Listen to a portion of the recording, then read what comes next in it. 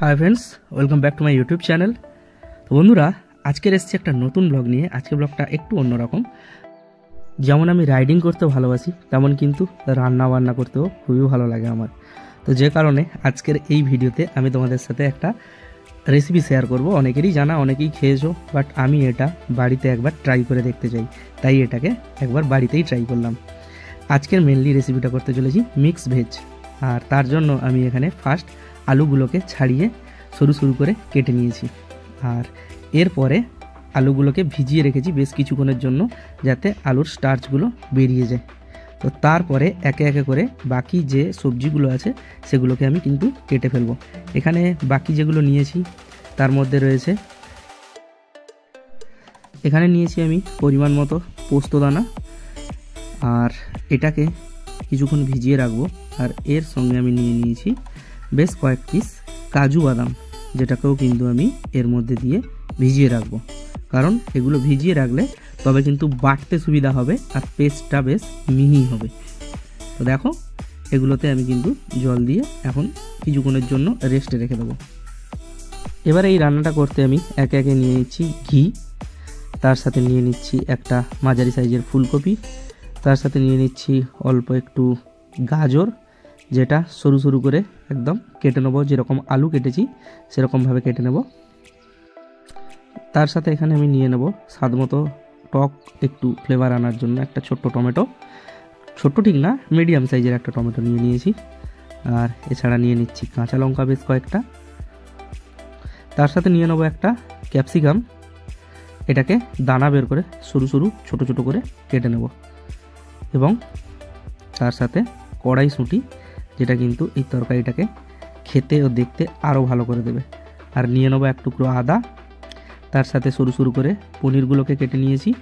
আর নিয়েছি সব কিছু বেটে, যেমন এটা কাজু আর পোস্ত বাটা, এটা আদা আর কাঁচা লঙ্কা বাটা, ফুলকপি, গাজর, মটরশুঁটি, ক্যাপসিকাম সবাইকে কিন্তু আমি আস্তে আস্তে কেটে নিয়ে ঘি আর সাদা তেল দিয়ে কিন্তু আমি ভাজতে দিয়েছি আলুটাকে। আর এখানে টক দই ফেটিয়ে রেখে দিয়েছি। তার সাথে কিন্তু এখানে আলু ভাজার পরে ভেজে নিয়েছি গাজরটাকে ওই ঘি এবং সাদা তেলে, কারণ ঘি একটুখানি দিলে এই ভাজাগুলোতে ফ্লেভার চলে আসে অনেকটা বেড়ে যায় ফ্লেভার। এই ছোট্ট ছোট্ট পরিবর্তনগুলো যদি রান্নায় আনো তাহলে কিন্তু রান্নার টেস্ট অনেকটা বেড়ে যাবে। এবারে আমি এক সাইডে এক এক করে ভেজে নেব সব কিছু সবজিগুলোকে। এবারে দিয়ে দেবো আমি বিনসগুলো, যেগুলো কেটে রেখেছিলাম ফুলকপির সাথে। আর তারপরে এগুলোকেও সুন্দর করে ফুলকপির সাথে আমি কিন্তু ভেজে নেব, যাতে এর কাঁচা গন্ধটা না থাকে। এবারে কিছুক্ষণ নাড়াচাড়ার পরে এর সাথে অ্যাড করে দেবো আমি মটরশুঁটি, এবং এগুলোকেও সুন্দর করে নেড়ে নেবো, ভেজে ভেজে ভাজা ভাজা করে তুলে নেব, কারণ এগুলো কিন্তু না ভেজে নিলে তরকারিতে কিন্তু একটা কাঁচা গন্ধ থেকে যায়। তো এরপরে আমি এদের সাথে ক্যাপসিকামটাকেও ভেজে নেবো হালকা করে। এগুলো কিন্তু খুব বেশি ডিপ ফ্রাই করার দরকার নেই, হালকা করে একটু লাল লাল হয়ে আসবে তখনই কিন্তু এগুলোকে ভেজে তুলে নিতে হবে। এই স্টেজে কিন্তু আমি এখানে অ্যাড করে দেবো একটুখানি নুন, যাতে সবজিগুলোর মধ্যে ফ্লেভারটা ঠিকঠাক মেনটেন হয়ে থাকে। আর এগুলোকে খুব ভালো করে আমি কিন্তু মিশিয়ে নিচ্ছি এখানে। এবারে কিন্তু আমি এই ভাজা সবজিগুলোকে তুলে নেওয়ার পর ওই ঘি তেলে দিয়ে দিচ্ছি বেশ খানিকটা সাদা তেল, কারণ এই রান্নাটা করতে একটু বেশি তেল লাগে, আর ঘিটা কিন্তু ফ্লেভারের জন্য।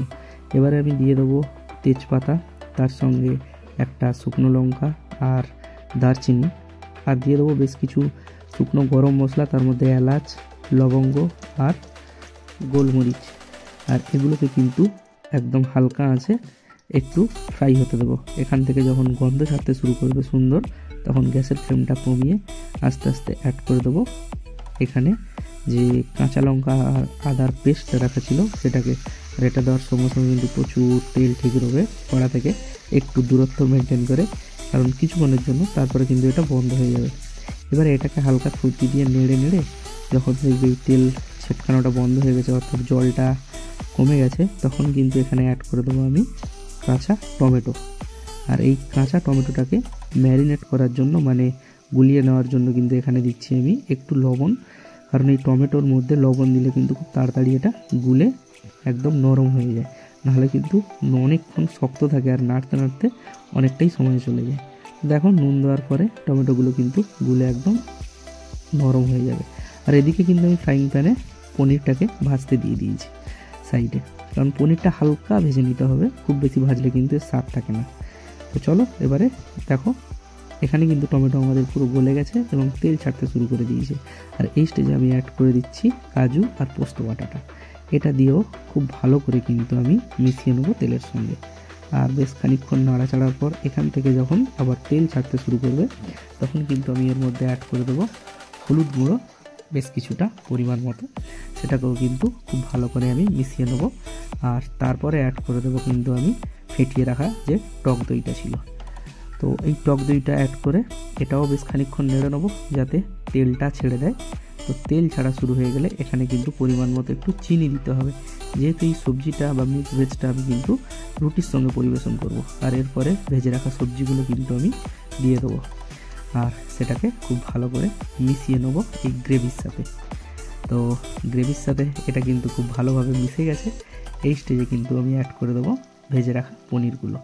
তো এই পনিরগুলোকেও সেমভাবে আমি কিন্তু এই তরকারির সঙ্গে পুরো মিশিয়ে নেব যাতে গ্রেভিটা পনিরের সঙ্গে বেশ মিশে যায় এবং এটাকে বেশ কিছুক্ষণ কষা হতে দেবো। আর তারপরে পোস্ত বাটার যে জলটা ছিল এক্সট্রা সেইটা, অর্থাৎ পোস্ত বাটার পরে যে জলটা থাকে সেটাকে কিন্তু আমি অ্যাড করে দেবো এর সঙ্গে। আর এটাকে কিন্তু ঢাকা দিয়ে বেশ কিছুক্ষণ আমি ফুটতে দেবো। তো এটা হয়ে যাওয়ার পর কিন্তু আমাদের পারফেক্টলি কিন্তু রেডি হয়ে আসবে এই মিক্স ভেজটা। আর এটা দেখতেই পারছো কতটা সুন্দরভাবে রেডি হয়ে গেছে, সবজি কিন্তু খুব সুন্দর সিদ্ধ হয়ে গেছে। আর এখন কিন্তু রুটির সঙ্গে পরিবেশনের জন্য আমাদের মিক্স ভেজ পারফেক্টলি রেডি। তো কেমন হয়েছে কমেন্ট করে জানিও।